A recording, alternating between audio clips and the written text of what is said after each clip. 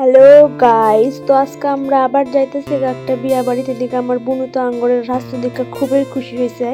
আর এদিকে দেখো আমার কাকির এখনো রেডি হওয়া হয় না, কি যে রেডি হইতেছে। আর এই যে আমার মা আর আমার বোনুর তো কোনো ফাই যাওনের আগেও হ্যার মোবাইল দেখনই লাগবো। তো আমার কাকি রেডি হয়ে গেছে। তারপরে আমরা বলছি টোটোতে, দিকে আমার বোনু কাকি আর বাবা আঙ্গরে টাটা দিতে হয়েছে।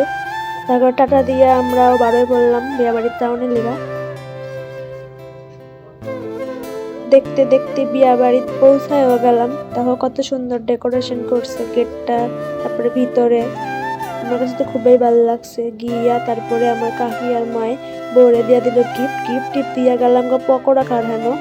বাপরে বাপ, হেন যে কি ভিড়, সুযোগ বিদ্যা আমিও এক প্লেট লইয়া লইছি। আর এদিকে দাও আমার ভাই আর আমার বোনুর এদিকে খাওয়াও কমপ্লিট হয়ে গেছে। তারপরে গেছি মেন কোর্স খাইতো। এই যে আমার বোন দাও শয়তানি করে খালি। তারপর দিয়া দিচ্ছে ভাত, মাছ ভাজা, ঘি, একটা করে কাঁচা লঙ্কা।